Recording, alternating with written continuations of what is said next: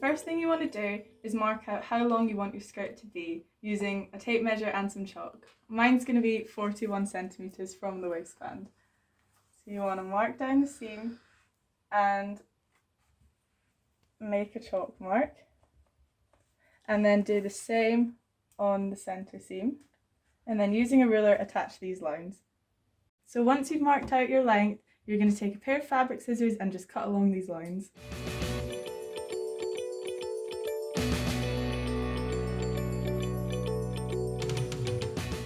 So once you've cut off the legs, the next step is to unpick this seam here.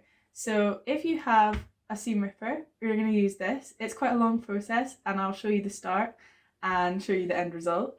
But if you don't have a seam ripper, you can carefully cut along this line with a pair of scissors. So once your seam is nice and flat and open, you're going to flip to the back and you're going to check that the centre back seam is the same measurement as your side seams that you marked earlier. So mine should be 41, perfect.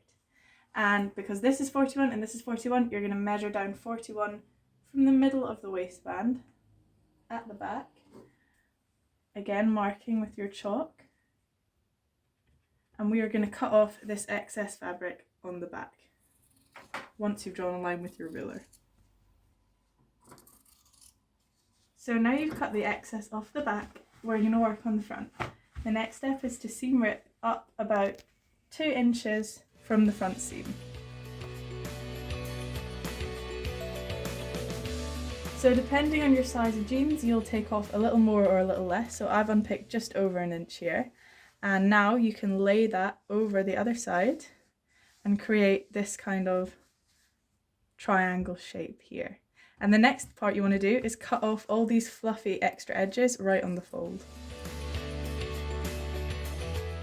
So next we're going to take one of our denim leg offcuts and put it underneath these flaps. So as you can see, this will fill the gap, and we're just going to trace inside this gap using our chalk, roughly, to gauge how much fabric we're going to need. So here you can see that shape.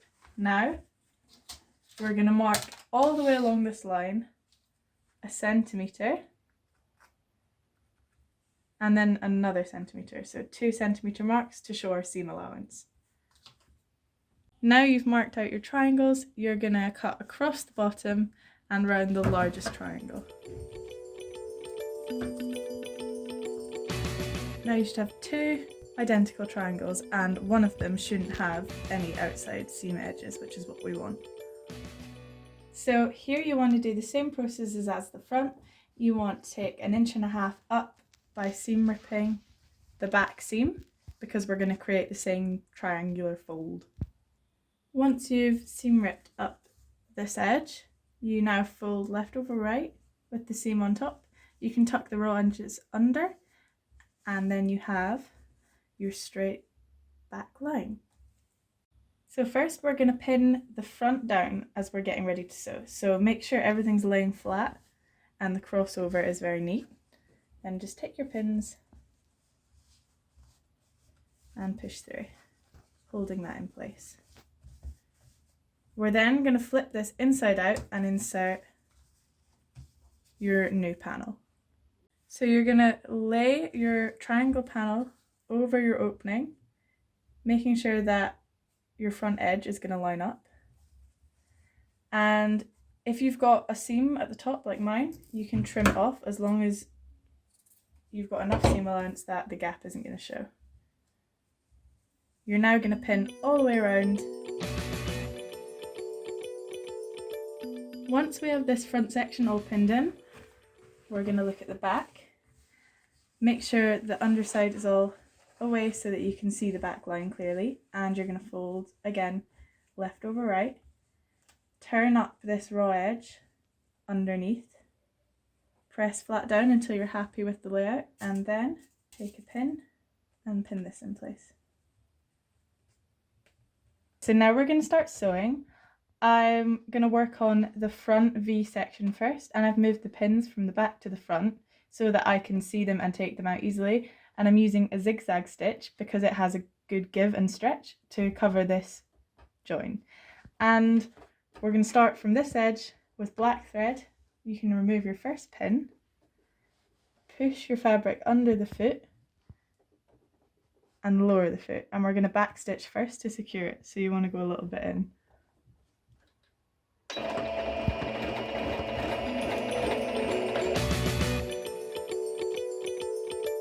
So you want to take your time, and when you get to the top of the V, you're going to continue up the edge of the inside seam, and then we'll do the second side of the V later. So make sure it's all laying flat, and you're going to follow this edge all the way up to the pin you've got here. Remove this pin. Once you get to this corner point of the inside seam here, you need to just come across this line to where your gap finishes, up here. So to do that, you're going to push your needle down into the fabric using your flywheel, and then lift the foot with the needle in, rotate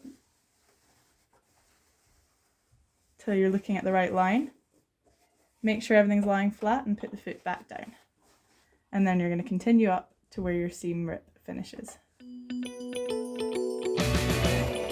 And back stitch. So now we're going to sew in the second side of the V in the exact same way. So reverse stitch. And then front stitch.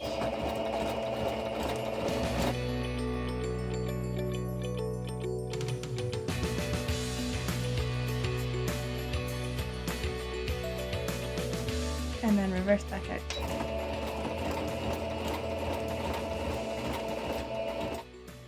So the last thing we want to do is sew back in the straight stitching on this front seam to make sure that none of the parts we've unravelled keep unravelling up. So you're going to put into your machine and just really easily guiding it through that front line on a straight stitch. And that's me caught where the stitching begins again, so I'm going to reverse back. And now up the other side, and that's the front done. So a similar process for the back triangle section. We're just going to come along the bottom edge with a diagonal zigzag stitch, but making sure that the raw edges are tucked underneath, and then up the curved edge. So reverse first. And then forward. Remembering to pause when we get to the corner, put our needle down, lift the foot and turn.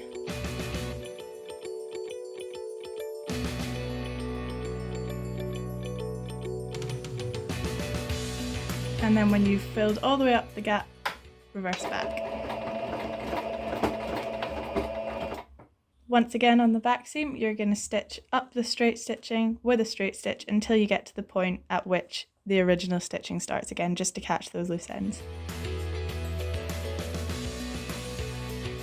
Once you've caught them, reverse back.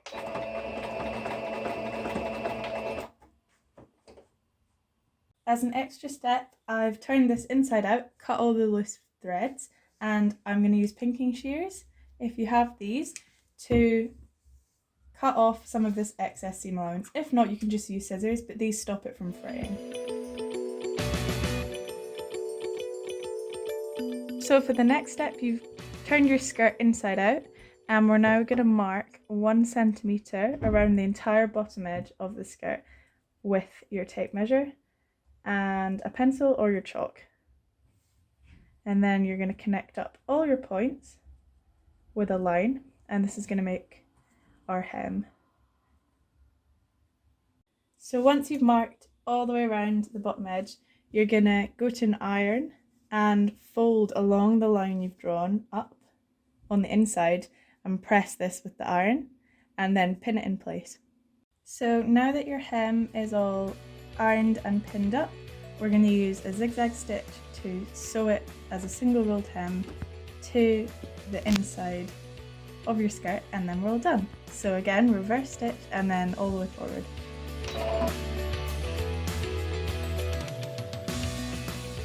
And here you can see the finished result. As you can see, it's well fitted, well upcycled. You've got your V at the front from the back.